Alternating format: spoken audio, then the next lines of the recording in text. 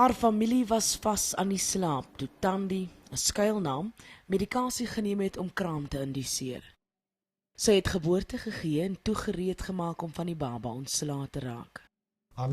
Ek het die sak onder die bed versteek waar my ouma dit nie kon sien nie. Omtrent agter die oggend het ek die sak in 'n hoek gesit waar ander mense hulle rommel stort.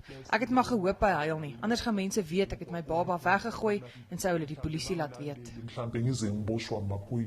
Die Mediese Navorsingsraad sê die meeste sterftes onder kinders jonger as 5 vind op presies hierdie wyse plaas.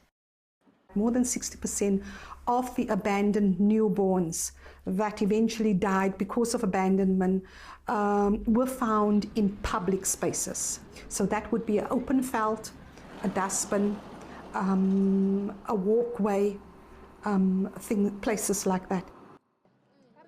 Werkers wat openbare spasies help skoonhou, maak dikwels die gruisame ontdekkings van 'n baba lykie in 'n plastiek sak. Die nasionale vervolgingsgesag sê sonder DNS-bewyse is dit moeilik om enige iemand te vervolg. So unless we trace the person that had abandoned, in other words, unless we trace mum, we will never know, and it will never become a case that the NPA dealt with. Die MNR het ook bevind minder as 17% van sake soos die eindig ooit in suksesvolle vervolgings.